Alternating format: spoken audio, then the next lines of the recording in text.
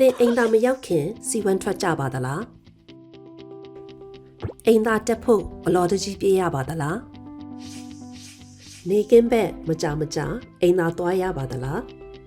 ဒါမှမဟုတ်တညကိုတစ်ချိန်နဲ့ပို့ပြီးအိမ်သာထားသွားရပါသလား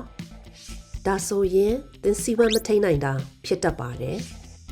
လူတော်တော်များများဟာစီဝမ်းမထိန်နိုင်တာဖြစ်တတ်ပါတယ်သတင်းကောင်းကတော့အဲ့ဒီအတွက်တင်လုံးနိုင်တာတချို့ရှိပါတယ်စီဝမ်းမထိန်နိုင်တာဆိုတာစီအိမ်တဲကစီသေးအမတ်တမဲ့ထွက်ကြတာပါဒါမှမဟုတ်မင်းဥတဲကနေမစင်အီမတော်တဆထွက်ကြတာပါဩစတြေးလျမှာလူကြီး၄ယောက်ဆိုရင်တစ်ယောက်ကစီဝမ်းမထိန်နိုင်တာဖြစ်တတ်တယ်ဒီတော့ဖြစ်တာလူ9တန်းကျော်ရှိပါတယ်ပြီးတော့ဒါကတင့်အသက်နဲ့လည်းမဆိုင်ပါဘူးယောက်ျားမိန်းမဒါမှမဟုတ်ဘယ်ဒလေးကလာတာနဲ့လည်းမဆိုင်ပါဘူး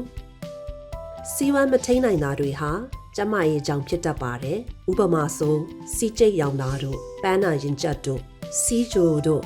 သတိမေးတာတို့ဒါမှမဟုတ်ကိုဝင်တို့ကလေးမွေးတာတို့သွေးဆုံးတာတို့လို့ယောဂမဟုတ်တာတွေကြောင့်ဖြစ်တတ်ပါတယ်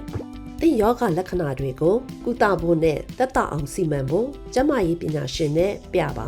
ဒါမှသင်အပြင်သွားနိုင်တယ်လို့ဘဝမှာလှုပ်ရှားအများကြီးကိုလည်းလုပ်နိုင်မှာဖြစ်ပါတယ်နိုင်ငံလုံးဆိုင်ရာစီဝမ်းမထိန်နိုင်တာအကူဖုန်းလိုင်း18333333366ကိုအခုဆက်ပြီးအခမဲ့အကြံဉာဏ်တွေနဲ့အနည်းနေရာကဝန်ဆောင်မှုတွေအကြောင်းနဲ့ပုံမကောင်းမွန်တဲ့ဘဝကိုရယူပါ